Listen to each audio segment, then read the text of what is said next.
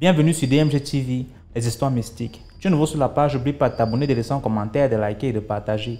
Tu veux nous raconter une histoire, il y a un numéro à l'écran, c'est le plus 237 655 81 90 17. Envoie ton histoire par note vocale et on va jouer ici sur YouTube. On poste tous les jours sur YouTube à 12h00. La chaîne YouTube c'est DMG TV. Merci beaucoup, on va déjà commencer. Sachez que ce qu'on fait c'est pour sensibiliser. N'oubliez jamais de laisser un like. Merci. Donc, première histoire. Bonjour à tous, bonjour à toute la famille DMG, bonjour, j'espère que vous allez bien. Je suis de la Côte d'Ivoire et je suis mariée à un homme qui est très spirituel. Quand je dis qu'il est très spirituel, c'est quelqu'un qui déjà m'a beaucoup aidé quand j'étais souvent dans des situations vraiment bizarres avec des histoires que j'ai eues avec mes parents. Principalement mon père qui avait marié une femme qui était vraiment dans le mysticisme, qui était vraiment dans les histoires occultes. Et je venais de perdre ma mère. Je la faisais que 40 jours et après, mon père s'est remarié avec cette dame. Donc, j'ai rencontré mon mari juste un an après le mariage de mon père avec cette dame-là. Pourquoi je dis cette dame-là et je ne dis pas ma petite maman ou ma maman? Parce que j'ai vécu beaucoup de mauvaises choses avec elle. C'est vrai qu'il y a eu parfois des bons moments, mais quand même, ce que je retiens à travers tout ça, c'est que il y a eu beaucoup de mauvaises choses qui se sont passées. Et bien plus. Mais ça, je vais revenir et vous expliquer ça un peu plus tard. Déjà, l'histoire que je voulais expliquer aujourd'hui, c'est une histoire parmi tant d'autres que j'ai à raconter qui se passe avec mon mari, comme je vous l'ai dit. C'est quelqu'un qui a, si vous voulez, qui a un don de vision. Et il voit beaucoup de choses sur tout un chacun. On peut être là assis et puis quand il va voir quelqu'un, il va dire ah voici ce qu'ils ont fait sur cette personne-là, voici voilà. Donc j'étais au boulot, je pense avant-hier, et quand je suis rentrée à la maison, lui aussi il était là. Donc on était en train de manger et tout. Et je lui racontais, parce que j'écoute beaucoup aussi vos histoires et tout. Vraiment, ça m'édifie beaucoup. Ça me reconforte dans le fait que j'ai toujours soupçonné des choses mystiques. J'ai toujours pensé, vu certaines choses qui ne sont pas bien, que j'ai toujours pensé au côté mystique. Parce que je me suis toujours dit qu'on est en Afrique. Et l'Afrique a beaucoup de mystères. Donc c'est un peu ça. Donc du coup, et en train de manger, donc je lui expliquais un peu les histoires que j'ai écoutées parce que je vous écoute aussi chaque fois quand je suis au bureau. Donc j'étais en train de lui expliquer et puis il m'a dit qu'aujourd'hui, il allait raccompagner notre fils à l'école et au retour, il est tombé sur un monsieur qui lui a demandé son chemin. Parce que, comme j'ai dit, je suis de la Côte d'Ivoire, plus précisément à Abidjan. Et si vous voulez, je vais prendre un itinéraire. C'est comme par exemple qui était d'un point A à un point B. Il était au point A et il a croisé le monsieur qui est quitté très loin, qui est venu le retrouver au point A. Donc le monsieur lui a demandé, monsieur, excusez-moi, est-ce que je suis très loin du point B? Il dit non, que vous n'êtes pas très loin du point B et que vous êtes presque arrivé. Vous êtes peut-être à 10-15 minutes de marche. Le monsieur lui a dit ok, merci beaucoup. Et puis le monsieur marchait. Mon mari m'a dit qu'il ressentait des choses concernant ce monsieur-là. Que quand il s'est retourné derrière, qu'il a vu le monsieur, il a vu que la propre sœur, même père, même mère du monsieur, avait fait des choses mystiques contre son propre petit frère. La raison pourquoi elle a fait ça, parce que son petit frère n'a pas voulu être du même bord spirituel qu'elle. Les gars sont musulmans en fait. Donc elle adore des esprits, elle a des esprits, elle a des djinns. Donc ces djinns-là ont tout fait pour elle à dompter. Mais elle aussi, elle voulait dompter en fait son frère là. Et son frère n'a pas accepté, son frère s'est plus ancré dans la religion. Il prie, mais il n'a pas envie de se rattacher à ces forces occultes là. comme sa sœur. Donc du coup, sa sœur a comploté des choses vraiment graves, vraiment bizarres, qui font que si je prends l'exemple de si par exemple, si son frère doit avoir par exemple la richesse dans un mois, à peut-être, vu que un mois c'est 30 jours, au 28e jour ou au 27e jour, son frère doit devenir fou. Parce qu'on ne peut pas le tuer, on ne peut pas retarder aussi sa richesse. Malgré tout ce qu'elle a fait, là, elle a vu qu'on ne peut pas retarder on ne peut pas retarder sa richesse ni le tuer. Donc, c'est le fait de le rendre fou. Et dans le temps, il apprenait aussi le Coran avec un monsieur, un maître coranique. Et comme il a grandi, tout et tout, donc il a dit qu'il allait essayer de se former lui seul. Donc il a laissé son maître coranique là. Et son maître coranique là aussi lui a fait des choses qui sont vraiment pas bien. Ses amis aussi aux alentours lui ont fait des choses qui ne sont vraiment pas bien. Parce que c'est quelqu'un qui a son étoile, que tout le monde voit son étoile. Il est toujours bien souriant, tout et tout, tout et tout. Je vous explique ça parce que c'est ce que mon mari a vu. Et c'est ce que mon mari a vu, en fait, qu'il est en train de m'expliquer. Et quand je mangeais, j'ai eu tellement la chair de poule que j'ai arrêté de manger. Parce que j'étais habituée souvent à ce qu'il me raconte certaines choses, mais vivre ça de la manière dont il expliquait, lui-même, il était vraiment désolé. Et pour le gars, je lui ai même demandé, mais bébé, pourquoi tu ne l'as pas arrêté? Et puis lui expliquer ça, tout ça. Il dit non, que parce qu'en fait, lui, il est marié. Genre, mon mari est marié avec moi et on a 2 enfants, 2 petits garçons. Donc, il n'avait pas envie de se mêler de ce combat-là parce que les forces occultes avec lesquelles sa sœur travaille sont vraiment dangereux. Vraiment dangereuses. Parce que ce sont des djinns, des génies, des démons à qui on fait couler du sang humain. On fait couler du sang humain pour pouvoir les satisfaire, pour pouvoir les prier, pour pouvoir les rendre grands. Donc, c'est vraiment que ça sera vraiment compliqué. Lui n'a pas peur de pour lui-même qu'il y ait des répercussions sur lui s'il aide le gars, mais il a peur du fait que ces forces-là se retournent contre nous, c'est-à-dire moi et ses enfants. Donc, raison pour laquelle il n'a pas parlé. Et il a vu aussi, il m'a dit qu'il a vu aussi que là où le jeune partait, c'est-à-dire au point B, là où le jeune partait, il allait rencontrer un vieil homme. Et ce vieil homme-là, c'est lui qui allait pouvoir l'aider, qui va l'aider, qui va lui expliquer un peu tout ce qui se passe dans sa vie et tout et tout. Et que ce vieil homme-là va vraiment l'aider, va lui expliquer un peu ce que sa sœur lui a fait. Et que même, il va tellement l'aider qu'il va devenir son guide spirituel. Et qu'il va commencer à lui donner des prières, des zikrs. Chez nous, on dit des zikrs, des zikrs pour qu'il puisse zikrer tout. Et que même sa sœur qui lui fait du mal, ses amis vont commencer à lui faire du bien sans qu'eux-mêmes, ils ne se rendent compte. Vous comprenez? Sans qu'eux-mêmes, ils ne se rendent compte. Donc, l'histoire m'a vraiment touchée. Parce que, comme je vous ai dit, c'est mon mari, c'est mon mari. Et il y a plein de choses que j'ai à vous raconter. Et vraiment, donc c'est un peu ça ma petite histoire. Et je pense que la morale de l'histoire, c'est de faire vraiment attention. C'est de faire vraiment attention et de toujours prier Dieu. Vraiment, de toujours prier Dieu, de faire attention à tout le monde. À tout le monde.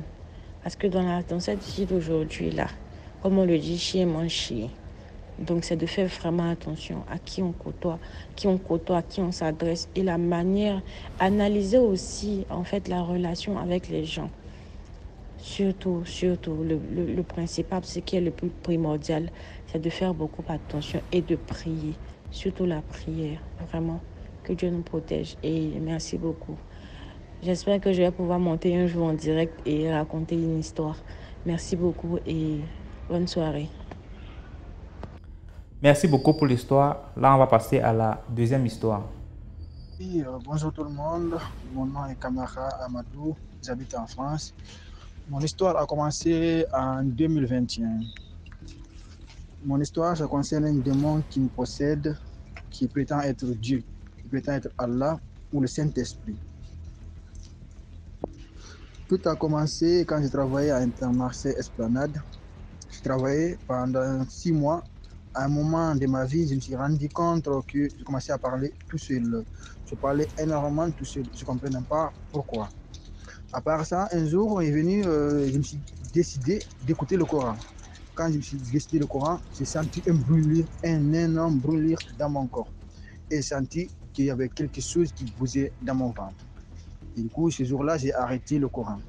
Le lendemain, je suis parti au boulot, mais j'étais très en colère, très furieux. Comme s'il y avait quelqu'un à l'intérieur de moi qui était en colère. Et puis, je reviens à la maison, j'écoute de nouveau le Coran. Je sens aussi de nouveau un brûlir à l'intérieur de mon corps. Je sens un brûlir à l'intérieur de mon corps. Et j'arrête le Coran.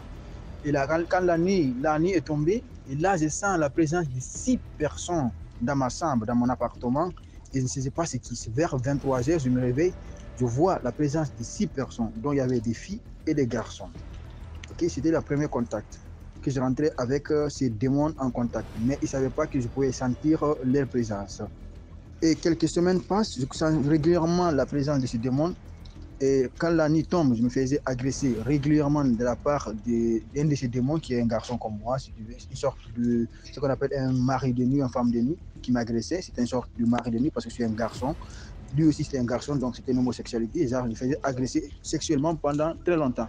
Pendant plusieurs mois, je me faisais agresser. Je me retrouvais paralysé la nuit, je ne savais pas pourquoi. Je me retrouvais souvent paralysé la nuit, je ne savais pas quoi faire. Je retournais au boulot, je me mettais à parler tout seul, comme si j'étais fou. Je ne savais pas qu'est-ce qui se passait. Et un jour, je me baladais sur les réseaux sociaux, sur Internet. Je tombe sur une vidéo qui me dit comment savoir si on est possédé ou pas.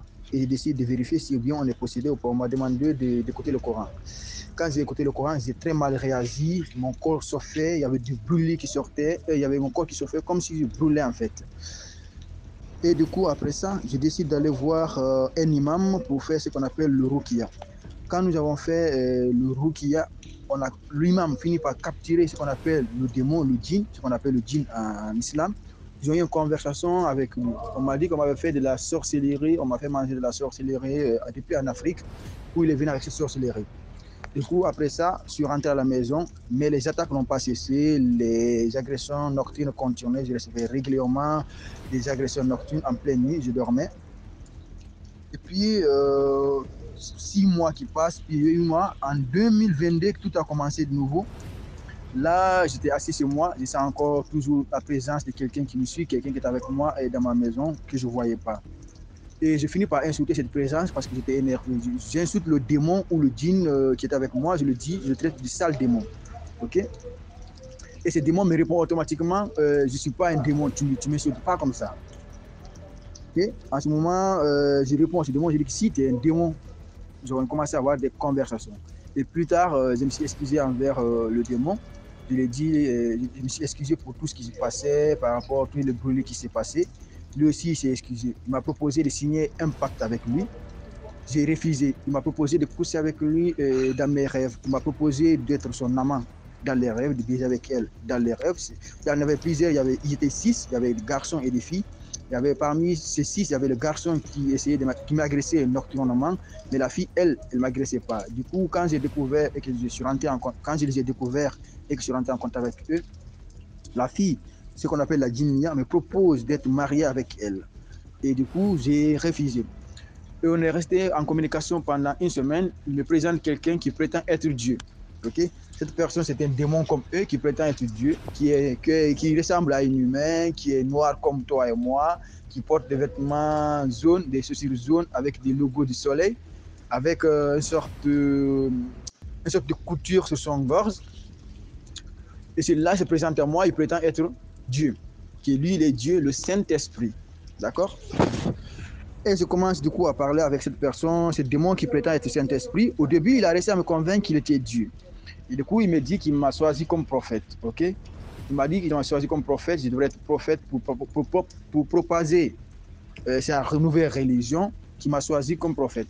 Et du coup, il a commencé à mettre ce qu'on appelle une épreuve. Il m'a demandé qu'il fallait qu'il fasse un test, voir si je serais un bon prophète ou pas du tout. Il m'a demandé de choisir quel est mon prophète préféré. Je lui réponds que c'était Moïse. Il me dit qu'il serait comme Moïse, il y aurait des disciples et tout. Mais il m'a mis des conditions. La première condition, c'est de taper les fesses des femmes au dehors. Ok, ça commence à être un peu bizarre. Un démon qui prétend être Dieu, il me demande d'aller taper les fesses des femmes au dehors. Bon, au début, je l'ai obéi, je l'ai fait. Et puis, il m'a demandé de boire l'alcool. Il m'a demandé de coucher avec des filles. Il m'a dit si j'arrivais à avoir beaucoup de disciples quand je proposerais sa religion, il m'a proposé de coucher beaucoup avec les filles. D'accord? Et du coup, je trouvais que c'était beaucoup trop énorme, quelqu'un qui prétend être Dieu. Je ne pouvais pas. Et du coup, il commence à mentir. Il me dit qu'écoute, ce monde n'est pas réel, ce monde, c'est un ordinateur, c'est un jeu vidéo et que je suis contrôlé par des anges et que je suis contrôlé par des jeux vidéo. C'est le démon qui prétend être le Saint-Esprit. Il me dit ça. C'est le démon, il prétend être le Saint-Esprit. Il me dit que ce monde est comme un ordinateur et que lui, il contrôlait tout. Il était capable de toutes choses. Au début, il m'a montré quelques preuves, mais au fur et à mesure du temps, je me rendais compte que ce n'était pas Dieu, c'était un démon. À un moment, je me suis senti possédé. Il y a des amis qui sont venus à mon secours pour m'aider. Et du coup, après là, on a fait ce qu'on appelle le Rukia. Ils ont lu le Coran et tout et tout. Je me suis libéré de l'emprise du démon. Et puis, je me suis libéré temporairement de l'emprise du démon. Après ça, moi, je lui ai dit que je ne peux pas faire la mission. Moi, je ne suis pas prophète. Je lui ai dit que c'est faux, c'est impossible. Le dernier prophète était Mohammed. Donc, moi, je ne peux pas être un prophète. Lui me répond que s'il est Dieu, il est Dieu. Je lui pose la question pourquoi je me faisais agresser nocturnement, pourquoi je me faisais agresser sexuellement de la part de notre démon. Il me dit que ouais, mais lui, il est Dieu, il choisit qui peut être une fille, qui ne peut pas être une fille. Que lui, il me considère comme une fille. Donc il commence à être hostile, il commence à être méchant, agressif, être très hostile, très agressif, très négatif envers moi. Du coup, j'ai refusé sa mission de prophétie qu'il m'a donnée. Là, un jour, il m'a demandé de l'aider à écrire un livre. J'ai refusé catégoriquement de l'aider à écrire ce livre. Et là, quand je l'ai refusé, la nuit, il s'est attaqué à moi. Tu vois.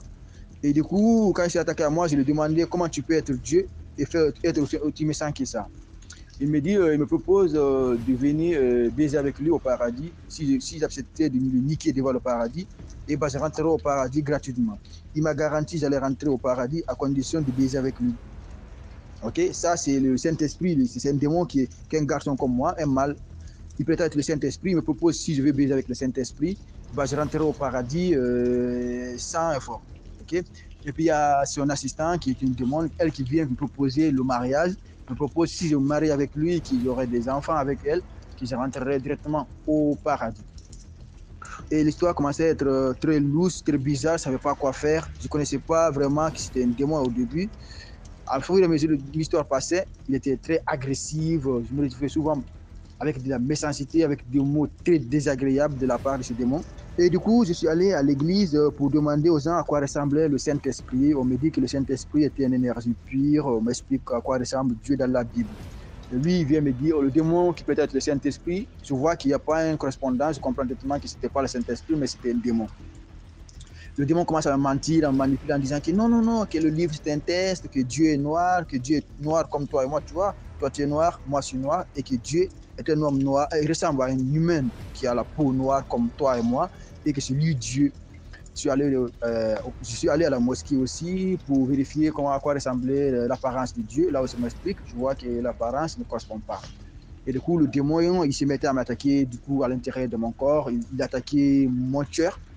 Il attaquait mon cœur, comme s'il allait bouffer mon cœur, mais sans le bouffer.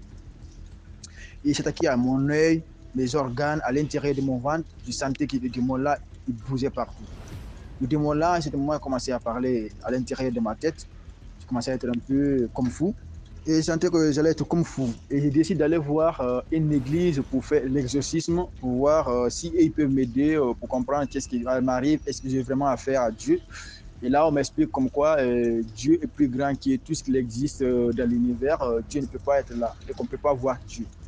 Et du coup, je me rends compte de nouveau, j'ai affaire à un démon qui me trompait, qui m'essayait de me faire passer pour un prophète, alors que je ne suis pas un prophète. Du coup, il me demandait d'avoir, ce démon me demandait d'avoir des relations sexuelles avec l'autre démon, qui est sa servante. Il me disait que si je couchais avec elle, j'allais avoir le paradis et que je n'allais pas passer par le pont Sirat. À condition de coucher avec lui, il me proposait d'être homosexuel avec lui en fait. Mon histoire s'est aggravée, franchement, avec ce démon. Je me discutais fortement avec lui. Il était violent, agressif, ce démon. Et au final, j'ai contacté mes parents qui m'ont demandé de rentrer au pays pour pouvoir me soigner. Et là, je rentre au pays, là, je pars sur les guérisseurs qui vérifient tout pour moi. On me dit que ouais, mais ce n'est pas Dieu, mais c'est le démon. Et ce démon me tourmentait énormément. J'étais tourmenté jour et nuit. On avait des conversations tout le temps inutiles. Et chaque fois, il prétendait être Dieu. Ce démon prétend être Dieu. Et du coup, j'en ai parlé à beaucoup de gens qui m'ont dit que je devrais laisser mon témoignage par rapport à ce démon qui se fait passer pour Dieu, pour tromper des gens. Et que c'est important parce qu'il y a beaucoup de faux prophètes dans notre monde. Et du coup, je devrais laisser mon histoire. Quand je vis que beaucoup de gens rencontraient des histoires mystiques qui les arrivaient et tout, moi, je me suis dit que c'était important de t'expliquer ce qui m'est arrivé par rapport à ce démon qui se prenait pour Dieu, en fait, qui était vraiment très mauvais. Je n'aurais même pas raconté tout ça en un seul audio parce qu'il y a certains détails qui m'échappent. Du coup, je voulais raconter cette histoire. Merci beaucoup pour l'histoire. Maintenant, on passe à la troisième histoire. Bonsoir DMG, bonsoir grande famille DMG. Il y a une histoire qui s'est passée ici. Cette histoire, quand on dit souvent, c'est ce qu'on appelle la magie noire. Quand on dit souvent qu'avant d'attaquer l'adversaire, faut savoir quel est ton niveau. C'est vrai. L'histoire, c'est une histoire qui se passe ici au Cameroun. Et c'est le témoignage de la victime, donc ça a dit du perdant, lorsqu'il décède, qui confesse en fait qui il était et comment est-ce qu'il est mort. Parce que c'était la condition. Sans ça, il devait souffrir jusqu'à... Donc, attendez un peu. C'est l'histoire d'un monsieur, d'un jeune homme qui est entré dans les choses noires, les choses bien louches. Il entre dans une secte et la condition, c'était qu'il devait avoir une femme chez qui il devait puiser en fait l'énergie par la voie du sexe, comme c'est leur travail là. C'était ça en fait la condition. Et il devait le faire avec les femmes mystiquement, donc comme couche de nuit. La première fois, ça a marché. Il a eu à faire tomber sur une femme. Comme eux aussi connaissent sur le plan énergétique quelle femme a plus d'aura, plus d'énergie et tout, il est tombé sur une femme qui avait une aura puissante, une énergie forte, une étoile forte. Le gars s'est dit, j'ai trouvé alors ma vache au lait. Donc, il est venu draguer la fille. C'était une nouvelle dans le quartier. Il était riche, il avait sa voiture. Elle était là tranquille dans sa petite vie. Il la drague physiquement. Ça ne donne pas. Donc du coup, ce qui se passe, c'est que il drague, ça ne donne pas. Il s'entête à venir dans la nuit. La première fois qu'il est venu dans la nuit pour pouvoir avoir les couches de nuit avec cette dame-là, il se réveille chez lui avec la joue gonflée. Donc, il a dit, on l'a claqué copieusement et bien là-bas. Il a dit qu'il ne se décourage pas. Il continue à faire ses rites dans sa secte et tout. Il a fait des sacrifices pour augmenter le pouvoir et tout ce qui va avec. La deuxième fois qu'il est venu, ce sont les 2 joues qui avaient gonflé. Son œil avait gonflé comme ça. On lui a demandé qu'est-ce qui ne va pas. Ça, c'est le témoignage des gens qui étaient proches de lui, ses amis et autres. Il a dit que non, il n'y a rien. Il a encore fait des rites. Il a fortifié encore sa magie là. Il est parti. 3e fois, c'est la paralysie pendant 2 jours. Et il s'est réveillé. 4e fois, c'est son business qui a commencé à chuter. Tout ce qu'il faisait ne donnait pas. Tout ce qu'il cherchait ne donnait pas. Il est allé voir leur grand maître là-bas. Leur grand maître lui a dit de tout faire, qu'ils vont le renforcer avec les pouvoirs pour qu'il puisse, parce que c'est une femme maintenant, ils veulent tuer la fille pour pouvoir récupérer son énergie et tout. Comme il avait la bénédiction de leur grand maître là, avec leur sacrifice, il était sûr qu'il devait atteindre la fille. Sauf que la fois où il est venu pour finir avec la fille, il a fait 2 jours dans le coma. Quand il se réveille, on lui demande qu'est-ce qui ne s'est passé et tout, parce qu'on est venu le retrouver et tout ça, on le retrouve toujours chez lui couché. Donc ce n'est pas l'accident, c'est rien, on le retrouve toujours couché. On a dit qu'il n'y a pas de problème, il ne voulait pas dire ce qui s'est passé. La dernière fois, la fois où ça a cuit, il a fait appel aux autres gars de sa secte. Ce qui se passe, c'est que, ou qu'est-ce qui s'est passé là-bas, en tout cas, moi, je n'étais pas là pour voir. Mais c'est le retour seulement que moi j'ai vu. Le monsieur était, c'est comme si on l'avait déchiqueté, quoi. Donc les blessures partout, et il se pourrait que les blessures n'étaient pas juste physiques, les blessures étaient aussi spirituelles. C'est où il avait tellement mal, il était mal, il disait comme ça brûle, elle nous a eu, elle nous a eu, elle nous a eu, ça brûle. Oui, il criait, il criait. C'est ses proches qui disaient, qui t'a eu? Qu'est-ce qui s'est passé? Dis-nous ce qui s'est passé. Il dit que j'en ai marre, je souffre trop. Ça, c'est 2 mois après. J'en ai marre, je souffre trop. Il dit qu'il souffre, il dit qu'il souffre, il ne supporte plus. Il brûle tout le temps, qui veut se libérer. Mais la seule libération, c'était qu'il parle. La seule libération, c'était qu'il parle. Entre-temps, s'il parlait, il devait mourir. De l'autre côté, il avait mal. Qu'est-ce qu'il a fait? Il a préféré dire donc la vérité. C'est où il a donc expliqué que dans la nuit, il se levait, il partait, il faisait les couches de nuit aux femmes pour prendre leur énergie et tout. Mais sauf qu'il est tombé sur une, celle-là l'a traité copieusement et bien. Et la dernière fois où ils sont partis, c'est le feu qui les a brûlés, lui et leur maître même en question. C'est comme ça qu'il a donc expliqué le processus dans leur secte, comment est-ce que ça se passait. Donc leur secte, leur cible, c'était les femmes. Donc, ils couchent avec toi dans la vie réelle, ils puisent ton énergie. Ils couchent avec toi mystiquement, ils puisent ton énergie. Donc c'est comme ça que les gars faisaient pour pouvoir avoir les pouvoirs. Sauf que de l'autre côté, ils sont tombés sur une autre femme qui était initiée. Pas initiation petit là, non.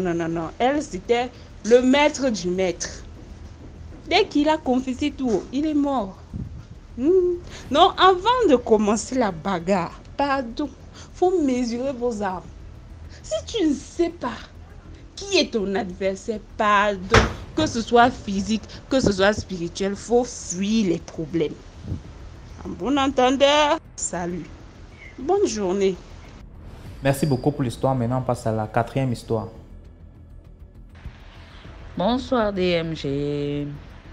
Une fan depuis le Gabon. Partagez, likez, laissez les commentaires. Je vais vous raconter l'histoire de une de mes copines. Alors, ma copine, là, on va l'appeler Justine. Justine, c'est une jeune dame qui vit ici au Gabon, qui est au Gabon ici, puisqu'elle vit encore. Justine, elle a pour totem dans leur famille la panthère. Les Gabonais vont se retrouver et ils savent, les Gabonais savent de quelle province je veux parler qui ont pour totem la panthère. Alors Justine et moi, on était très proches, on était amis, on est amis, puisqu'elle vient en Europe, mais non. On est amis, tranquilles. On a commencé notre amitié, je pense, en classe de CM2. On a un peu monté ensemble et tout ça, toujours ensemble. On est allé dans le même collège, on est quitté du même collège, on est allé dans le même lycée. Coïncidence, on était toujours ensemble. Comme moi aussi, je suis issue de la même province, donc on avait tissé des liens. Bizarrement, on était nés le même mois et le même jour, mais à des heures différentes. Moi, je suis plus grande qu'elle. Moi, je suis née à 16h, elle est née à 17h. Donc, c'était un peu là. Donc, c'est comme ça qu'on était toujours ensemble. Elle avait pour totem la panthère. Elle avait développé ce côté-là, en fait. De cette province-là, la majorité des femmes et des hommes qui sont dans cette province-là ont ce totem-là. Mais ça dépend maintenant de la manière dont tu développes ça. Il y a certains qui le développent de leur manière, il y a d'autres qui le développent de leur manière. Bref. C'est comme ça que Justine va en mariage dans une autre province aussi, dans un autre truc. En allant au mariage là-bas et tout, la belle famille, elle est rentrée dans une belle famille où c'était vraiment, c'est pas possible. Il y avait la haute sorcellerie. Quand Justine rentre dans ce mariage-là, le mari savait que Justine avait ses choses. Et la femme aussi savait que son mari, Justine savait aussi que son mari avait ses choses. Donc, lorsque Justine accouche de son premier fils, ils ont leur rituel qu'ils font. C'est comme ça que le mari a fait ses rituels à son fils et tout ça. Quand Justine dit, bon, comme toi tu as fait de ton côté, il faut bien que moi aussi je fasse de mon côté parce que cet enfant-là, il est issu de telle famille et de telle province. Le mari refusait.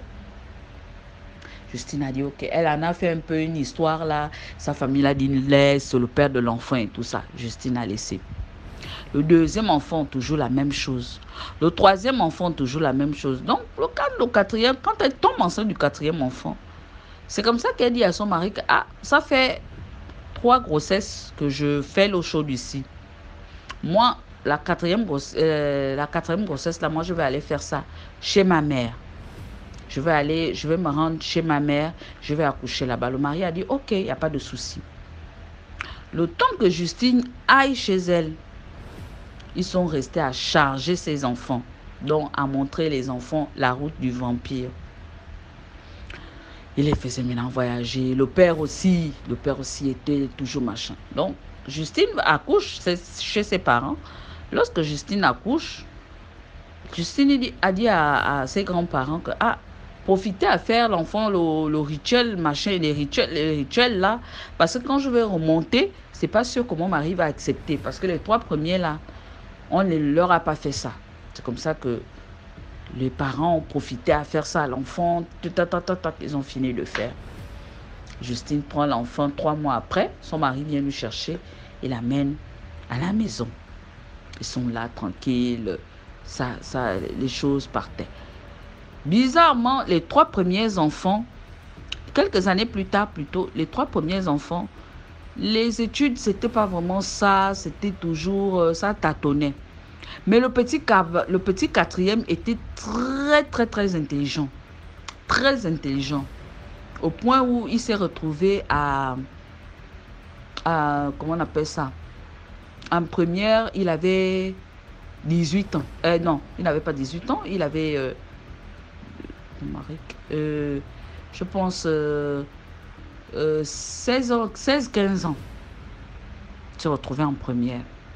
Il allait vite avec les études. Il a évolué. Quelque temps après, il a eu son bac et tout ça. Donc, lorsque le père allait pendant les vacances, il n'amenait jamais le petit quatrième. Il amenait toujours ses 3 enfants. Parce que les 3 enfants, c'était ses préférés. Et il savait pourquoi il aimait les 3 enfants. La maman, elle ne faisait pas les différences entre les enfants. Elle aimait toujours ses enfants. Mais par contre, les enfants ne supportaient pas trop leur mère. Donc, un jour, comme ça, ils sont en train de faire à manger et tout. La mère demande à la fille, comment, va piler comment on appelle ça, la boulette à ton père. Donc, piler comment on appelle ça, la banane. La fille dit, non, moi, je ne vais pas piler la banane. En fait, la fille était devenue un peu comme la rivale de son père et de sa mère et tout ça. C'est comme ça que la mère se fâche. La mère lui dit, mais attends, toi, tu te prends pour qui dans cette maison? C'est pas parce que tu es grande et tout. La mère parle comme toutes les mamans et tout. C'est comme ça que la petite lui lance que toi, tu vas me faire quoi? Tu penses que ton petit vampire là peut me faire quelque chose? La mère dit, hein, le vampire de qui? Ça s'est passé comme ça. Elle m'a même appelé ce jour-là pour me dire ça. Je dis, ah, ce sont les paroles des enfants. Mais sinon, lorsque le tout va se calmer, tu fais asseoir l'enfant, tu appelles l'enfant. Donc, ça se passait toujours comme ça. C'est comme ça qu'un jour, les enfants, en faisant leur voyage astral, ils sont tombés. Boum. Leur avion de nuit, je ne sais pas, l'avion de nuit tombe. Boum. Quand l'avion de nuit tombe, l'aîné des enfants, il a fait une mauvaise chute. Donc, quand il fait la mauvaise chute, 2 jours après, dans le monde réel, l'enfant va grimper sur un manguier. L'enfant tombe sur le manguier. Oh, ça ne va pas. Oh. Tatati, tatata, ils ont amené l'enfant à l'hôpital et tout ça. Nanana, on leur dit là-bas que là, il faut seulement faire des prières parce qu'on ne sait pas. Prière, oh oui. Ah, Seigneur, l'enfant est à l'hôpital.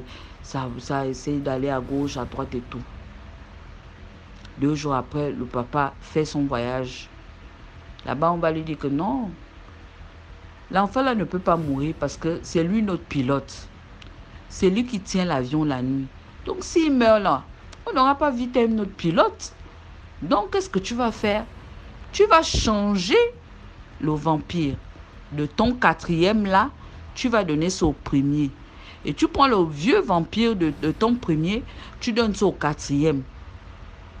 Le père dit, ok, il n'y a pas de problème. Comme c'est mon enfant préféré, je vais faire ça. Ne sachant pas d'où l'enfant là est aussi. Ne sachant pas que l'enfant avait déjà fait un rituel sur lui. Quand le père arrive là-bas, ça fait toc, toc, toc, toc, toc. La mère avait le même truc que son 4e enfant. Donc, elle a ressenti, lorsque le père a d'abord voulu tenter une fois, elle a ressenti. Elle a dit à son mari, arrête ce que tu veux me faire sur l'enfant. Je ne veux pas, laisse-moi mon enfant. C'était maintenant une source de conflit dans leur couple. Parce que quand le père voulait changer, la mère lui défendait toujours son enfant. Donc, c'est comme ça qu'un jour, la mère, en allant au boulot, a laissé son fils à la maison, qui revenait des cours. Cette année-là, il était en terminale, il est revenu de cours, il a posé le sac, il est passé à la cuisine, il a trouvé la viande.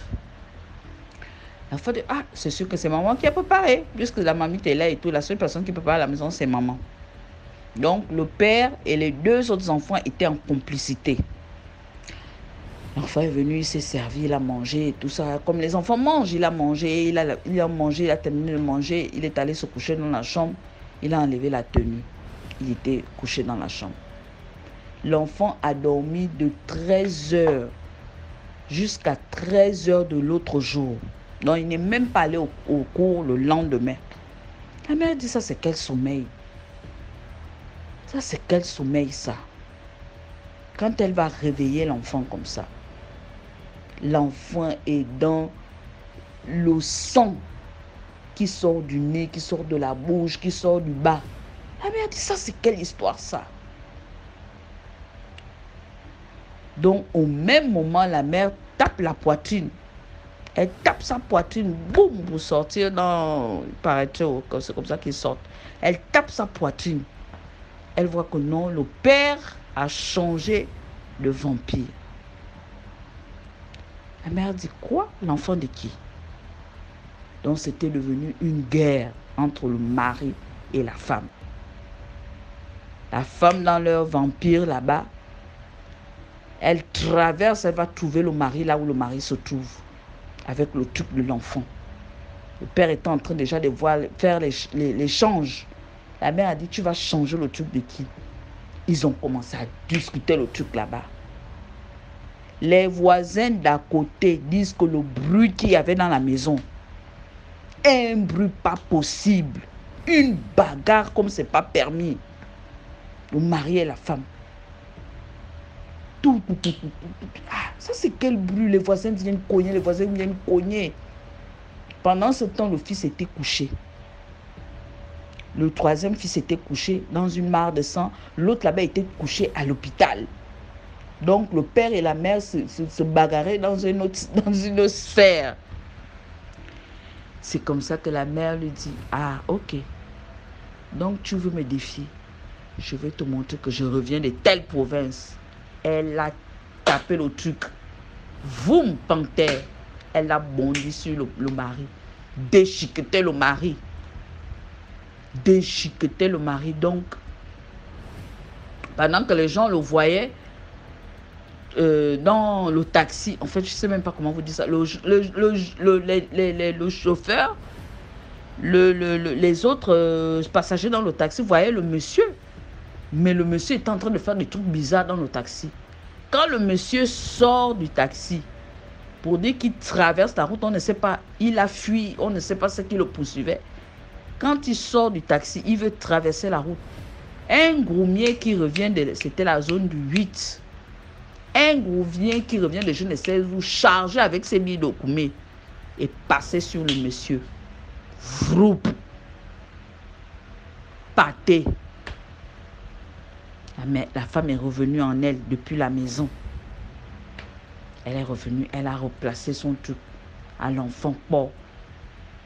À peine l'enfant va essayer de se lever. C'est après maintenant qu'elle appelle, après avoir fait tout ça, hein, qu'elle appelle maintenant. Elle va dire, oh non, j'ai trouvé l'enfant. Il est en train de vomir le sang. Amenez-moi à l'hôpital. Ils ont amené à l'hôpital et tout. Ils ont dit, en allant à l'hôpital, ils ont vérifié l'enfant. Ils ont dit, mais l'enfant n'a rien. C'est ce qu'il a dit, manger quelque chose qui n'était pas bien et tout ça, la machin. Au même moment, on appelle la femme pour dire que, oh, il y a ton mari qui a fait un accident grave ici. Mais on ne pouvait pas l'expliquer que le mari était devenu le pâté pour chien. Mais la femme savait que c'était elle qui avait déchiqueté de son mari comme ça, dans les hautes sphères là où ils étaient. À peine elle raccroche, elle raccroche le téléphone sonne. Quand elle décroche encore, on lui dit non, son enfant même, son premier, qui est couché à l'hôpital, qui est tombé du manguier, ils ont fait l'accident dans les hautes sphères, est décédé aussi. Donc la dame s'est retrouvée avec 2 corps. On n'arrivait pas à expliquer ça. C'est quelques années après que ma copine me fait signe de l'histoire. Depuis la France, elle m'appelle de la France puisqu'elle vit maintenant en France. Elle me dit, tu te rappelles qu'il y a eu ça. J'ai dit oui, parce que je l'avais assisté hein, pendant ces 2 décès-là. Elle me dit, bon, assois-toi, je vais te dire.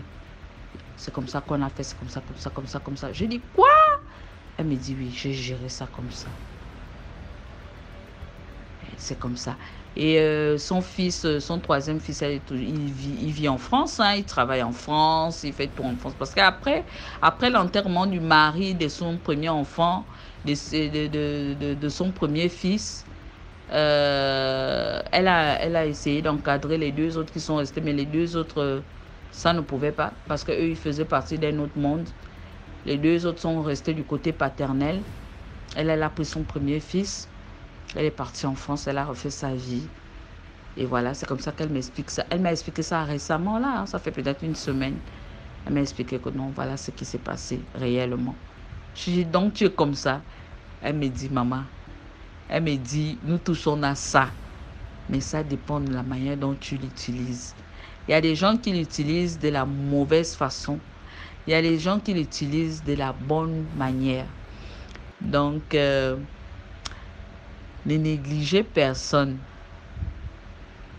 et faites toujours attention. Même votre propre mari, même votre propre femme, il ne faut pas faire confiance. Faites confiance en Dieu. C'est à lui seul qu'on doit faire confiance. Sur ce, partagez, likez, laissez les commentaires. Une fan depuis le Gabon. Merci beaucoup pour l'histoire. Maintenant, on passe à la 5e histoire. Salut la communauté DMG.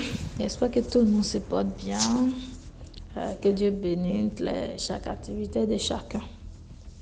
Frères et sœurs, continuez de demeurer dans le Seigneur. Priez. Priez et jeûnez. C'est très important. DMG, j'espère que vous allez bien. Bon, je vais raconter ma petite histoire que j'ai vécue moi-même.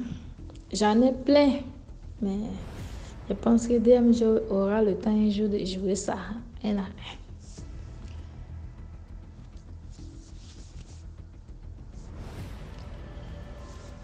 un. Un jour,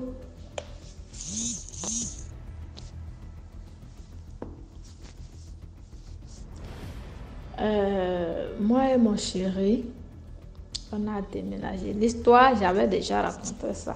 C'est la suite de l'histoire. Voilà. De mon histoire que j'avais déjà racontée tout à l'heure. Quand on déménage de la maison avant de déménager, parce que le monsieur nous avait donné le délai de 2 semaines.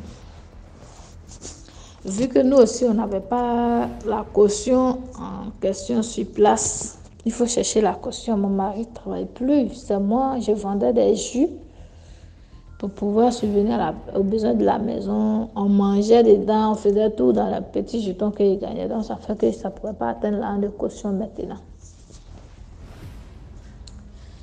Et un jour, je me baladais avec mes jus comme ça. Je suis arrivée dans un autre quartier. Voilà. De Yopougon. Quand j'arrive, les gens achètent mon jus, tout et tout. J'arrive devant une porte d'une maison, grande maison d'une dame, que je vais taire le nom. Elle risque de me repérer tout de suite. Et cette dernière m'a vue. Bizarrement, elle m'a appelée. Que devenue? Elle a envoyé sa nièce. Elle a ses petits-enfants à la maison. Elle a 2 petits-enfants à la maison, 2 filles. Les enfants de ses filles. Et ces filles, elles ont perdu les mamans, elles sont orphelines des mères. C'est elles qui s'occupent d'eux. Cette dame, quand je suis arrivée, il y avait des gâteaux tout. Elle a acheté les gâteaux, elle a acheté le bissap. Et elle m'a dit, ma fille, ça va.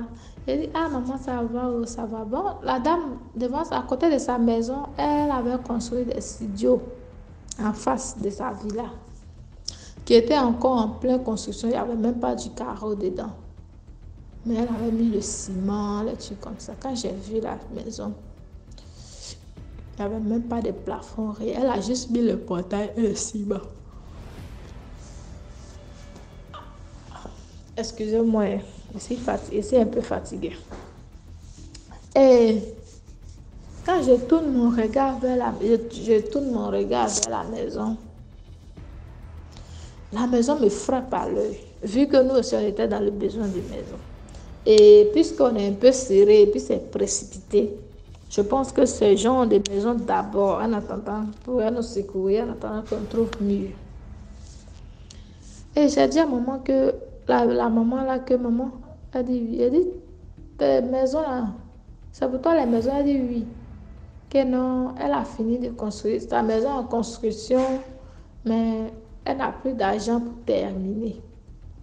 Donc, elle met ça en location comme ça, mais en bas prix, à un prix bas.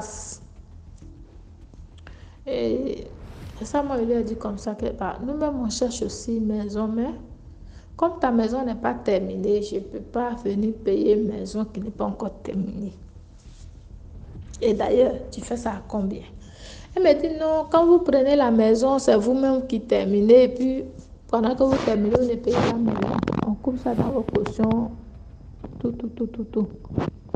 Ça dit, vous arrangez la maison et on coupe ça dans pour elle. Ça dit, l'argent qu'on devait lui donner là, on coupe ça dedans, un peu. Et quand j'ai vu, j'ai dit, mais ça c'est fantastique, ça, c'est bon. J'ai dit, maman, ta maison, vraiment, elle me plaît. Je ne sais pas ce que j'ai vu sur la maison, mais bizarrement, je regarde la maison et je suis tombée amoureuse de la maison. J'aimais la maison. Pour rien comme ça.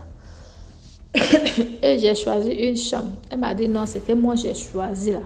Cette chambre, elle est déjà prise. Que de prendre une autre à côté.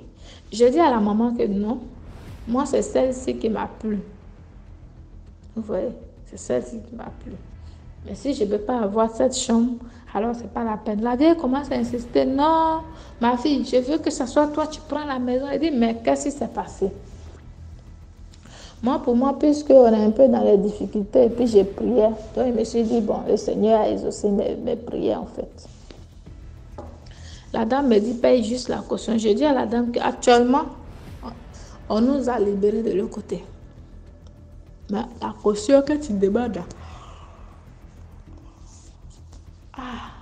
la caution que tu demandes là, nous, on ne peut pas avoir ça maintenant. Le peu qui est sur moi, en tout cas, ça n'arrive pas. Elle me dit, c'est combien? J'ai dit, maman, faut laisser. Maman, faut laisser que ta maison, il ne pas prendre ta maison en crédit ou bien il ne pas te créer des petits soucis. Qu'il faut laisser. La vieille a commencé à insister. Non, ma fille. Tu es quoi?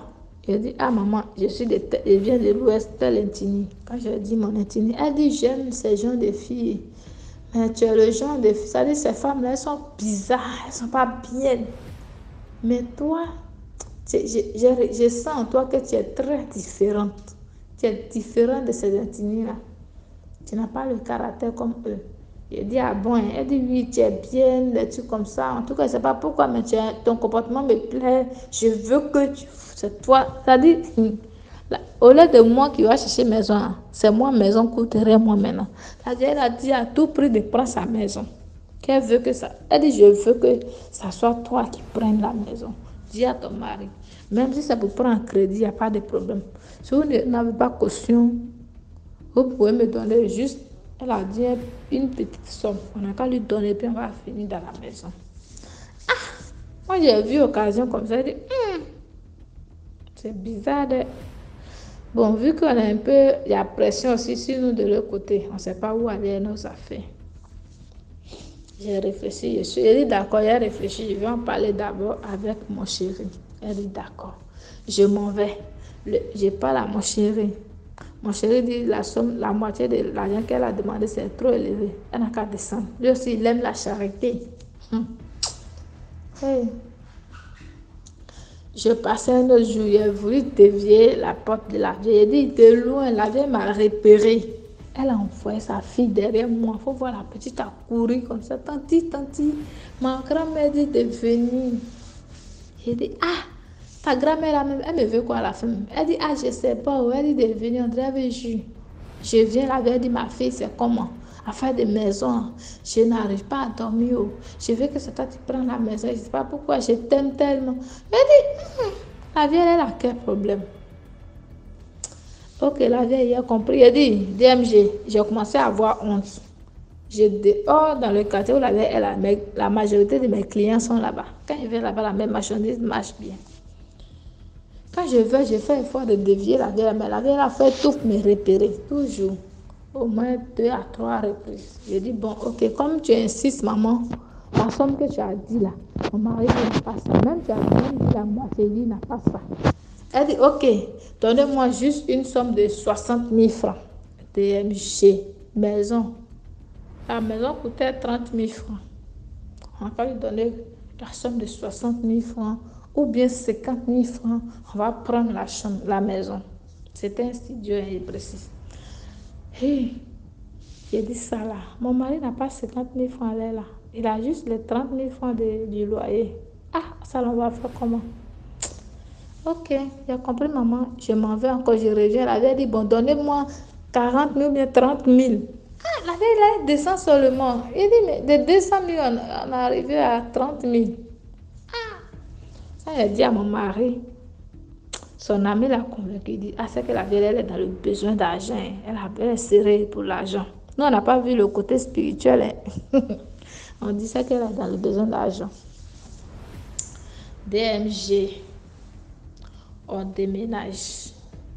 On donne la somme qu'elle avait demandé, 50 000. Mon mari compte une somme de 60 000 francs qui fait 2 mois de loyer. Il lui donne. Nous, on déménage le lendemain. Encore, on déménage, on ne prie pas. Ah. Ça dit, nous, maman, on n'est plus dans la prière. Très faible. On ne prie pas. On rentre encore dans la maison. Et cette fois, ce n'est plus moi qui fais les cauchemars, hein. C'est mon mari qui fait les cauchemars. Et d'abord, on a eu un petit truc à l'école, on s'est débrouillés tous les deux là-bas ensemble. Et un jour, j'ai lavé mes dessous, mes slips, excusez-moi. J'ai lavé mes slips et j'ai fait une corde bien tendue dans la douche. Et j'ai mis mes slips là-dessus. Le matin, quand je me réveille, DMG, ça veut dire que le devant de mon dessous, là, le devant où le moi-même s'assoit, là. Prenez ça comme ça, ma chère. Cette partie-là est bouffée en rond. C'est-à-dire, la souris, là, elle ne bouffe pas ailleurs. C'est juste où mon manchette s'assoit, là. C'est là seulement que la souris mange. Ça bouffe juste, ça fait un trou rond. Ça a fait ça sur mon premier slip. J'ai enlevé pour dire ça doit être une souris. Mais moi, dans ma maison, il n'y a pas de souris. Parce que s'il y a souris là, je le tue. Tant que je ne le tue pas, il ne dort pas. Il n'y a pas de souris. Je n'ai jamais aperçu souris. J'ai dit à mon mari que mais ça ne m'est jamais arrivé. Pourquoi? Parce que c'est souris ou bien cafard. Il va bouffer un peu de partout. Et le caleçon, c'est pas pour dire c'est sale. Je l'avais avec du savon. Bien propre. Pourquoi le milieu où mon maman s'assoit là, c'est toujours coupé? Mais je vous jure, je dis ce caleçon, je ne jette pas. Je vais porter. Ou la chose qui fait ça là, ça va lui faire retour. Moi, je vais porter. Je ne jette pas. Et DM, je vous assure, et ce n'est pas quel esprit qui va animer, mais je porte le caleçon. Jusqu'à... Arrivé un moment, la vieille a commencé à s'énerver tout de suite de la cour. Non, au départ, on est venu, elle dit on n'a qu'à tirer l'eau. On achète le chien, on va tirer l'eau. Elle dit non, qu'on n'a qu'à venir puiser l'eau devant sa porte. Je dis ok. Elle aime quand mon mari va chercher l'eau. Je dis à mon mari, tu restes là, c'est moi qui vais aller chercher l'eau. Quand mon mari puise l'eau, elle ne dit rien. Mais quand moi je vais puiser l'eau devant la porte de la vieille, tous les jours, la vieille a fait des querelles. Oui, ta femme m'a crié dessus, ta femme m'a insulté, ta femme ne me respecte pas, ta femme me manque de respect. Il dit, mais lui-même il est là. Hein. Et puis il dit, mais à quel moment ma femme t'a manqué? Ma femme ne parle pas. À quel moment t'as manqué de respect? Moi, je ne me rappelle pas. Elle dit, oui, quand elle vient puiser l'eau, regarde, elle remplit le seau jusqu'à... Elle dit, mais où est ce qui est rempli jusqu'à... La vieille, elle a quoi sur moi? Hier, tu me disais que tu m'aimais. À cause de ça, tu as tout fait pour que je vienne chez toi. Je vienne chez toi. Maintenant, aujourd'hui, je suis chez toi. Je ne sais pas ce qui s'est passé. Tu me détestes. Je t'ai fait quoi? Elle dit, bizarrement, elle me dit, elle ne sait plus. Hein, que sur nous, les gens de l'Ouest, elle ne nous aime pas.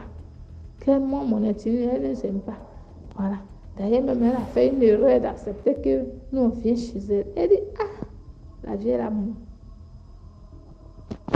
Là, j'ai commencé à soupçonner. J'ai dit comme ça à mon mari que tu as vu mes dessous qui sont en train de me faire manger là. Je t'ai dit la dernière fois que ce n'était pas simple. Mais si je jette là, j'ai donné nom au démon. Je vais porter, ça ne va pas aboutir. C'est ce qu'ils vont faire. Avec la foi, j'ai porté. Et un jour, mon mari, ça. La mère vieille commence à dire encore qu'on n'a qu'à quitter sa maison. Elle veut que nous, on libère sa maison. Elle dit, ah, on va libérer comment? On ne peut pas libérer la maison. Au bout de 2 mois déjà, tu veux qu'on libère la maison? Ce n'est pas possible. Elle dit d'ailleurs, elle ne nous veut plus dans sa maison, que nous, on l'emmène. On la maltraite. On la maltraite, elle et puis ses enfants à la maison. Elle dit, mais qu'est-ce qui ne va pas? On te maltraite comment? Elle dit, oui, depuis que vous êtes arrivé ici, là, vous me maltraitez, moi et mes enfants. Après, la vieille se lève avant d'aller au commissariat la nuit, la veille de où elle devait être. Après, elle va aller au commissariat. Elle ne nous a pas dit, hein. Elle ne nous a pas dit. Après, elle va envoyer la police de gré de force pour nous mettre dehors. Pourtant, on est venu chez elle 2 mois. Elle avait nous libérer. PM, je vous assure, on ne fait pas de discours avec les gens. Moi, je suis à la maison comme ça, ici dans ma chambre. Ma maison est studio. Il y a la télévision, il y a mon téléphone. Je suis dans la maison, si téléphone, jusqu'à je ne sors pas. Je n'ai pas camarade. Mais qu'est-ce qui se passe? Je ne comprends rien. Qu'est-ce qui n'a pas marché? Et la vieille, mon mari a fait un songe. La nuit, on dormait, lui, il rêve. Dans son rêve, il dit, il a vu une vieille. Il a dit quoi? Mais il a vu une vieille qui vient. Elle dit,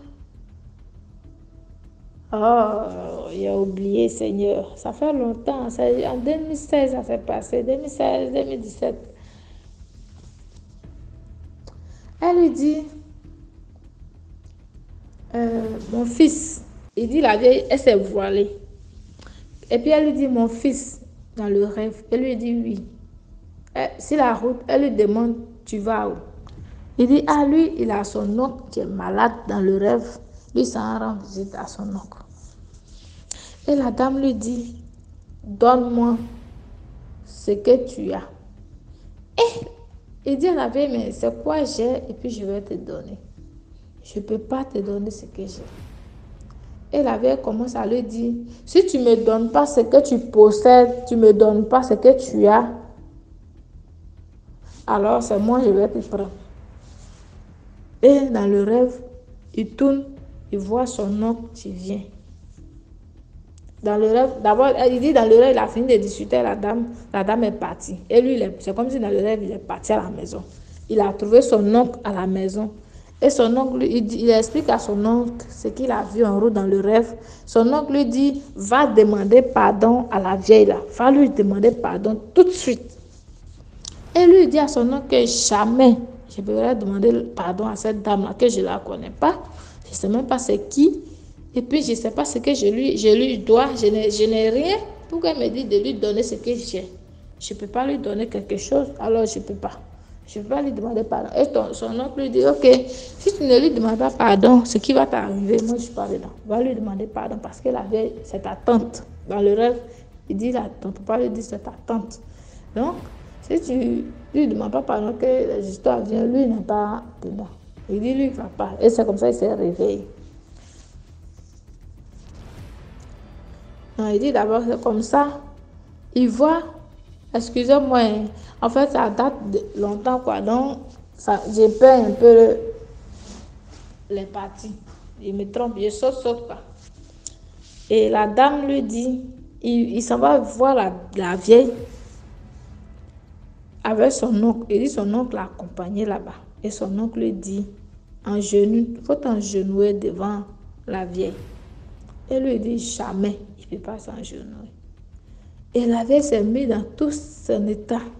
Genre, elle voulait manifester son pouvoir. Et lui, il est tombé sur la vieille, il a sauté, bondi sur elle, et il a bastonné. Il a frappé la vieille correctement dans le rêve. Et c'est après là, maintenant, qu'il s'est réveillé. Et puis, il m'a expliqué. C'est rien un rêve qu'il a fait. La vieille, là, mon oncle me dit d'aller lui demander pardon. Moi, je ne sais même pas ce qu'elle vieille. Elle s'est voilée, on ne voit pas son visage. Il me dit, moi, de lui demander pardon. En tout cas, je ne l'ai pas loupé, je l'ai botté dans mon rêve. Et puis, on a pris pour rigoler. DMG, le lendemain soir. Ça dit, il a fait le rêve là hier nuit. Aujourd'hui matin, là, dans l'après-midi, la vieille là, est venue à une convocation. Pour nous. On a qu'à aller à la police. Elle nous dit de libérer sa maison, nous on ne fait pas. Et puis on la maltraite, on la frappe. C'est tout plein qu'elle allait porter. Nous on la frappe avec ses enfants. Elle dit, mais la vieille elle insiste, hein. Qu'est-ce qui ne va pas au juste? Nous on s'en va répondre à la convocation. On nous explique que oui, la vieille dit, dame, je vous assure. Elle a sa grande petite fille qui était là. Elle a gamé toutes ses petits enfants qui sont venus en vacances chez elle. Qui étaient venus la saluer, elle les a gamés. Ils n'ont qu'à aller au commissariat. Arrivé là-bas, ils n'ont qu'à dire, quand on va leur demander, ils n'ont qu'à dire que oui, que nous on les a brutalisés. On les a frappés juste pour une cause de l'eau. On les a frappés. Ils n'ont qu'à dire oui. Comme ça, ils vont gagner. Donc, quand Eric, mon chéri, lui, il a fait le rêve, il s'est mis à genoux et il a prié.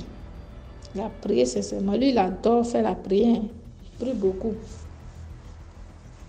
Et nous, on voit la vieille vient convocation. On s'en va répondre. C'est le jour où on partait. La fille de la vieille qui devait aller témoigner, sa grande petite fille là, a refusé. Ça dit, ils se sont entendus bien, mais le jour où nous, on devait partir répondre à la convocation, la fille a dit, elle ne va pas. Bizarrement, la fille dit, elle ne va pas. Et la vieille a commencé à insulter la fille. Tu es bête, tu es mauvaise, tu es sorcière, des trucs comme ça. La fille a dit, elle va passer comme ça. La fille approche mon mari pour lui dire, voici ce que ma grand-mère allait raconter au commissariat. Pour ne pas qu'arriver là-bas, elle vous piège. Voici ça, voici ça, voici ça. Elle a menti sur vous tout et tout. Moi, elle a demandé à tous les enfants. Vous voyez qu'elle a appelé les enfants, elle veut partir eux. C'est moi qui ai dit aux enfants que ils vont coucher. Par les soeurs, mes petites soeurs. Elle a dit aux enfants d'aller témoigner que oui, vous nous avez frappé, brutalisé, tout et tout. Et si c'est comme ça, ils vont vous enfermer. Quand la fille a dit ça, on dit, moi et mon mari, on a vu ça dans la maison, on a commencé à rire. On est parti. La vieille, là, sincèrement, ce jour-là, elle était furieuse. Le commissaire, même là, c'est comme un amusement. Il dit, mais lui-même, il ne voit pas. Rien ne se passe. Et lui, il est là, la vieille vient la m'aider, lui, il ne comprend rien. Elle dit, elle veut quoi au juste? Tantôt, la vieille lui dit, non, je ne veux pas qu'il libère ma maison, je veux qu'il paye ma maison. Bon, on dit, ok, mais la vieille, on ne te doit pas. On te donne ton argent chaque fin du mois sans problème. Elle dit, non, que nous, on lui doit, on n'a qu'à payer sa maison. Et ça, le commissaire demande à la vieille, tu veux qu'il libère ta maison ou bien non? Tantôt, elle dit oui, ils n'ont qu'à libérer. Quand elle dit, tu es sûr, il dit non. Elle dit encore non, ils n'ont qu'à me donner mon argent. Et puis, ils n'ont qu'à arrêter de puiser mon eau devant ma porte. Ils puisent trop mon eau. Ils n'ont qu'à arrêter. Je n'aime pas. Elle dit, DMG. Tiens, de toute façon, mon mari expliquait que brutalisé dans son rêve là. C'était ce qui s'est passé dans le rêve là. La vieille, elle a appris par parler au commissariat. Mais elle ne peut pas signer que c'était dans le monde de la sorcellerie. Nous, on est là, on se pose des questions. Déjà, c'est dans le rêve. Moi, mon chéri l'a frappé. Il a bastonné une vieille qui lui ignore son nom. C'est après qu'il est venu, nous deux, on a réfléchi. Puis il m'a dit, Emma, est-ce que ce n'est pas le rêve que j'ai fait là? Parce que la vieille a dit, on l'a brutalisé. Ah! Non, on compte sur quoi? On dit, un chien. Donc, DMG, c'est comme ça, on était. C'est-à-dire, tout le long du temps qu'elle est passée chez la vieille, là, ça a été un calvaire. La vieille, là, quand les gens viennent me rendre visite, elle vient, elle me dit, qui est rentré dans ma maison? Propre maison que je paye, moi et mon mari. C'est pas pour dire c'est appartement ou bien truc, non. Voyez ta maison, villa là-bas, moi je suis là-bas. Quand mes belles-sœurs viennent voir qui est là, qui est rentré dans sa maison. Ils sont quittés où? C'est qui et puis qui? Il a dit, la vieille là dedans. Et c'est comme ça. Bon, un jour, on a pu avoir une maison. Et on a déménagé de la maison de la vieille. On a laissé la vieille.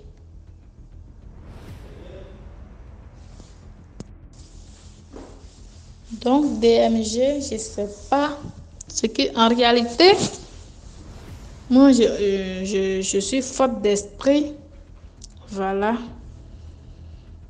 Je sais en âme et conscience que je suis beaucoup combattue. Mais je prie beaucoup aussi, mais je garde ma foi à l'Éternel. Vous voyez. Donc, je vais dire quoi à mes frères et sœurs? Si vous prenez une maison, il y a des personnes qui disent non, viens prendre la maison, des trucs qui vont t'attirer dans la maison. Avant de partir là, priez beaucoup. Parce qu'elle a dit, mon mari n'a qu'à lui donner je ne sais pas. Tu vois? Ce qu'il a.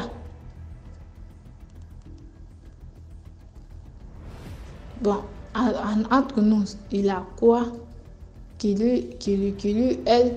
la concerne. Tu ne le connais pas, c'est ton locataire. Vous voyez? Donc, ça vous dit, la morale de l'histoire, c'est de prier beaucoup, prier et jeûner dans les maisons avant de rentrer. Merci. Bonne soirée à vous.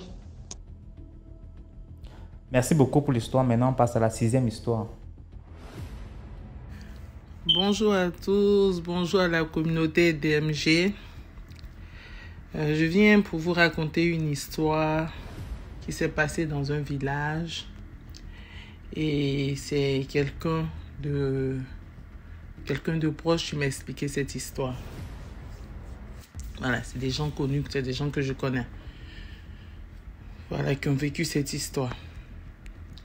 Bon, il se trouve que c'était deux femmes qui avaient des deux meilleures amies qui vivaient dans un village. Et ces deux femmes étaient tellement proches qu'elles s'expliquaient tout, elles se disaient tous les secrets de chacune, l'autre le savait. Et lorsque elles partaient faire le commerce, les deux voyageaient ensemble pour faire le commerce et elles étaient vraiment inséparables. Les enfants, tout le monde se connaissait. Vraiment, c'était deux femmes qui partageaient tout, comme on peut dire. Et il y a une qui est tombée malade parmi les deux. Et avant de mourir, elle s'est confiée à sa copine. Elle a dit à sa copine, ah voilà, je vais bientôt partir. Tu sais que ça ne va pas. On a tout fait, ça ne va pas. Mais comme j'ai des rivales et que mon mari ne sait pas tout ce que je garde comme bien, je te confie mes poudres d'or, mes bijoux, mes trucs en or que j'ai, je te les confie. Et si un jour je ne suis pas là, donne à mes enfants. Tu appelles mes enfants, tu te caches, tu leur donnes tous mes biens. Pour ne pas que ma famille dilapide, ou bien mes rivales, ou bien mon mari dilapide. Donc, tu donneras ça à mes enfants. Sa copine lui a promis qu'il n'y a pas de problème, je le ferai. La dame est décédée et ils ont fini les funérailles et tout. Lors du funérail, il y a les gens de la famille qui demandaient « Ah, si vous avez des biens de la dame, si vous devez à la dame, si elle vous doit venir en parler et tout, on va régler avant qu'on ferme le deuil. » Je pense que c'est comme ça se dit, je pense. Et bon, ceux qui devraient dire soit la dame leur doit ou elles doivent à la dame, tout le monde a remboursé. En tout cas, tout s'est bien passé. La dame, après, elle n'a jamais appelé les enfants de sa copine pour leur dire « Ah, voilà ce que votre maman m'a laissé pour vous donner. » Jusqu'à ce que ces enfants grandissent. Ces enfants s'épapillent partout et ils grandissent. Mais ils n'ont jamais su que leur maman avait de l'or, avait tout ça, ses bijoux en or et tout. Elle avait remis à quelqu'un. C'est resté comme ça. Pendant des années plus tard, c'est-à-dire la chose est passée, je vais estimer quelque chose de, on va dire 20 ans plus tard. La dame a commencé à perdre, elle, ses enfants. Elle avait 7 ou 8 enfants. Chaque année, elle pouvait perdre 2 enfants. L'autre année, 1 enfant. L'autre année, 2 enfants. Et les gens commençaient à se poser des questions. Ah, mais cette dame-là, ces enfants qui sont actuellement, d'autres travaillent, ils sont bien, ils ne font que mourir. Est-ce qu'elle n'est pas une sorcière? Ils ont commencé à dire partout, la dame est une sorcière. Il y a d'autres de ses enfants qui ont arrêté de l'approcher, qui ont cherché à la fuir. Mais ça, ils décidaient. Chaque année, 2 décèdent, 1 décède. En tout cas, la dame a commencé à perdre ses enfants. Elle-même, elle ne comprenait rien. Elle pleurait. Elle n'est pas sorcière. Elle pleure. Elle va dans les lieux de culte. Elle prie. Elle dit qu'elle n'est pas sorcière. Ce n'est pas ce qui arrive à ses enfants. Mais avant ça, elle avait perdu son mari avant. Donc, bon, bref. Elle disait qu'elle ne faisait pas du mal à ses enfants. Elle ne comprenait pas d'où ça venait. Donc, un jour, il y avait le chef de leur village qui a décidé. En ce moment, il lui restait, je pense, lui qui devait mourir. Le dernier qui devait mourir est mort. Il restait un seul enfant, un garçon. Et le chef du village a dit, non, mais trop, c'est trop. Tu ne peux pas être dans le village. Tous tes 8 enfants, au moins de combien d'années sont partis? Chaque année, on enterre au moins 2 de tes enfants. Ce n'est pas normal. La dame, les gens la traitaient en sorcière, vraiment. Elle se souvenait même plus de cette histoire. Mais pour elle, elle ne faisait pas du mal à ses enfants. Elle était abandonnée par ses enfants avant qu'ils meurent. Elle était devenue très malheureuse dans le village. Et son dernier enfant qui restait, il a coupé carrément les ponts avec elle. Voilà. Il se disait aussi qu'il attendait son année. Et le chef du village a appelé le grand féticheur qui est venu, qui a fait des incantations, qui a dit, ah, madame, c'est toi qui es en train de tuer tes enfants. La dame a commencé à se frotter le sol, les gens ont crié, oh, c'est elle est sorcière. Il dit, non, elle n'est pas sorcière, cette femme. Dans les années passées, tu avais eu une amie qui t'a confié de l'or, des bijoux en or, de l'or et tout ça. Et elle t'avait dit de remettre ça à ses enfants. Tu n'as jamais remis à ses enfants. Tu as profité de ce tort-là pour valoriser tes enfants, pour faire du bien à toi, tes enfants, à ta famille. Tu n'as jamais regardé ces enfants. Ces enfants ont souffert aujourd'hui. Ils se sont débrouillés seuls aujourd'hui dans le monde partout. Et toi, tes enfants ont réussi. Maintenant, l'or les réclame. L'or que tu as pris, ça les réclame. Mais tu seras la dernière à partir. C'est-à-dire que ça va tuer tous tes enfants, mais c'est toi qui seras la dernière à partir. Si on ne fait pas des sacrifices et tout ça. C'est là que Tess s'est souvenue qu'elle avait vraiment pris de l'or de sa copine. Pour elle, elle avait volé, c'est vrai, mais pour elle, elle était passée là-dessus. C'était rien. Ils ont fait des sacrifices, ils ont payé des bœufs, des moutons, cabris, fait des sacrifices. Et c'est là que cette histoire-là s'est arrêtée. Donc son dernier fils, que je connais très bien, il vit, mais il a coupé avec elle. Elle vit seule dans le village. Sa petite maison, sa petite cabane, elle fait sa plantation. Elle est vraiment livrée à elle-même. Elle seule, elle n'a plus personne, on peut dire, comme enfant auprès d'elle. Elle est seule. Et voilà, c'est une femme qui est triste. Voilà, je ne sais pas si elle est encore vivante, mais dans les années, peut-être 5 ans en arrière, je l'avais vue. Elle était vivante. Maintenant, là, je n'ai plus de nouvelles, donc je ne sais pas si elle est vivante ou si son fils est revenu près d'elle. Mais je sais que son fils avait coupé avec elle. Et personne de la famille ne sait où est son fils. Voilà. Donc, c'est l'histoire que je voulais partager avec vous, DMG. Et je peux dire que la leçon de cette histoire, c'est que quand on te confie quelque chose, quand quelqu'un a confiance en toi, l'amitié, que ce soit quand la personne est vivante ou la personne est morte, il faut être honnête dans tout ce que tu fais.